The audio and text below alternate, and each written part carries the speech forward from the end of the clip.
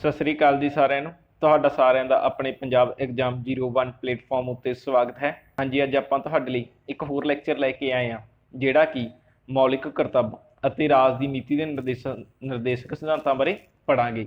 ਇਸ ਤੋਂ ਪਹਿਲਾਂ ਮੈਂ ਇੱਕ ਲੈਕਚਰ ਹੋਰ ਲਗਾ ਦਿੱਤਾ ਹੈ, ਜਿਸ ਵਿੱਚ ਆਪਾਂ ਨੇ ਮੌਲਿਕ ਅਧਿਕਾਰ ਕਰੇ ਹਨ। ਹਾਂਜੀ, ਇਹ ਕੁਐਸਚਨ ਪਿਛਲੇ ਪੇਪਰਾਂ ਵਿੱਚ ਆਏ ਹੋਏ ਹਨ ਅਤੇ ਪੰਜਾਬ ਦੇ ਹਰ ਇੱਕ ਐਗਜ਼ਾਮ ਲਈ ਬਹੁਤ ਹੀ ਮਹੱਤਵਪੂਰਨ ਹਨ। ਜੇਕਰ ਮੇਰੀ ਇਹ ਵੀਡੀਓ ਵਧੀਆ ਲੱਗੀ ਤਾਂ ਇਸ ਨੂੰ ਵੱਧ ਤੋਂ ਵੱਧ ਲਾਈਕ, ਸ਼ੇਅਰ ਅਤੇ ਮੇਰੇ ਚੈਨਲ ਨੂੰ ਸਬਸਕ੍ਰਾਈਬ ਕਰ ਲਿਓ ਤਾਂ ਜੋ ਤੁਹਾਨੂੰ ਨਿਊ ਅਪਡੇਟ ਮਿਲਦੀ ਰਹੇ। ਕੁਐਸਚਨ ਵੇਖੋ, ਮੌਲਿਕ ਕਰਤੱਵ ਦਾ ਸਿਧਾਂਤ ਕਿਹੜੇ ਦੇਸ਼ ਤੋਂ ਲਿਆ ਗਿਆ ਹੈ? ਆਪਸ਼ਨ ਰੂਸ, ਅਮਰੀਕਾ, ਸਵੀਡਨ, ਆਇਰਲੈਂਡ। ਇਸ ਦਾ ਆਨਸਰ ਹੋਵੇਗਾ ਜੀ ਰੂਸ ਤੋਂ।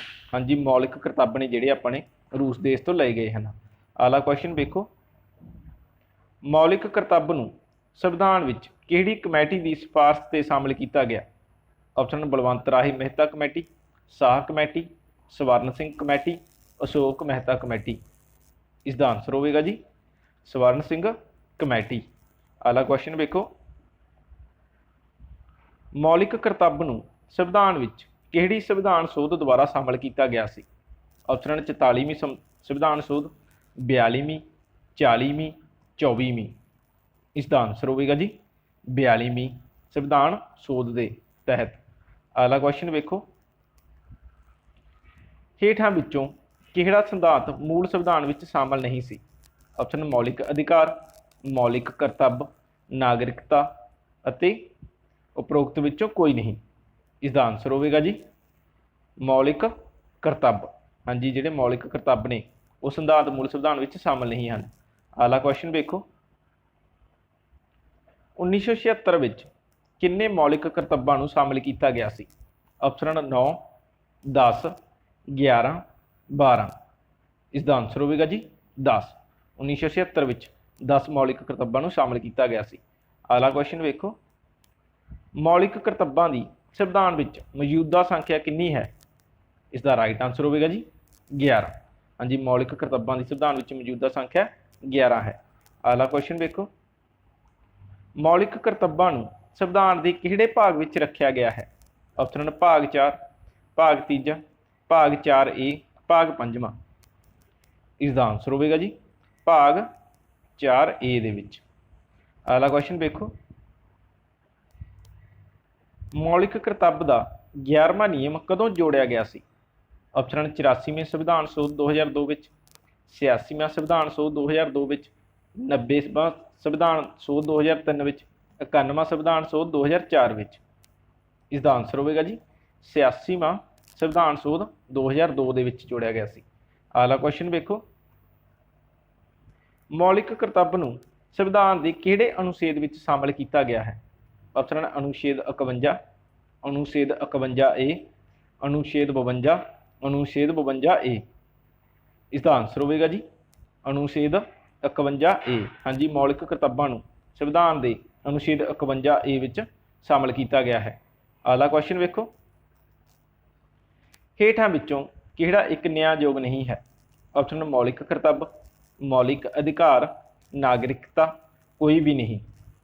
ਇਸ ਦਾ ਆਨਸਰ ਹੋਵੇਗਾ ਜੀ ਮੌਲਿਕ ਕਰਤੱਵ। ਅਗਲਾ ਕੁਐਸਚਨ ਵੇਖੋ, ਹੇਠਾਂ ਵਿੱਚੋਂ ਕਿਹੜਾ ਇੱਕ ਮੌਲਿਕ ਕਰਤੱਵ ਨਹੀਂ ਹੈ?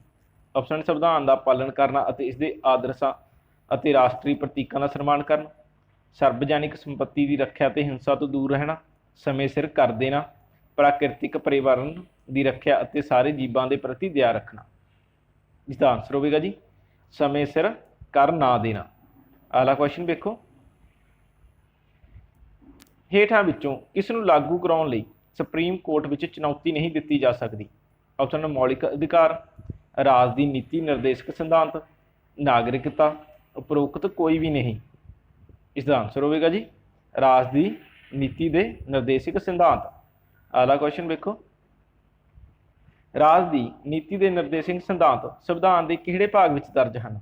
ਆਪਸ਼ਨ ਭਾਗ 3 ਦੇ ਵਿੱਚ, ਭਾਗ 4 ਵਿੱਚ, ਭਾਗ 5ਵੇਂ ਵਿੱਚ, ਭਾਗ 4A ਦੇ ਵਿੱਚ।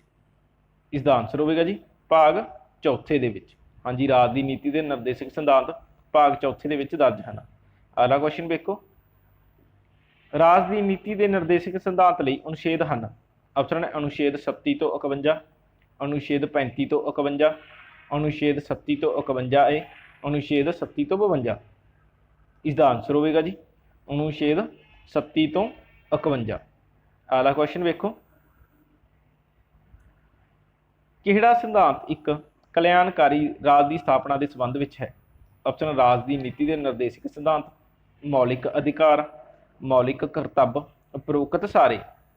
इसका आंसर होगा जी राज की नीति के निर्देशक सिद्धांत। अगला क्वेश्चन देखो, राज की नीति के निर्देशक सिद्धांत का अनुबंध किहड़े देश के संविधान तो लिया गया है? Option America, Japan, Sweden, Ireland. इसका आंसर होगा जी आयरलैंड तो। अगला क्वेश्चन देखो, संविधान की अंतर आत्मा किहड़े भाग नूं कहंदे हन?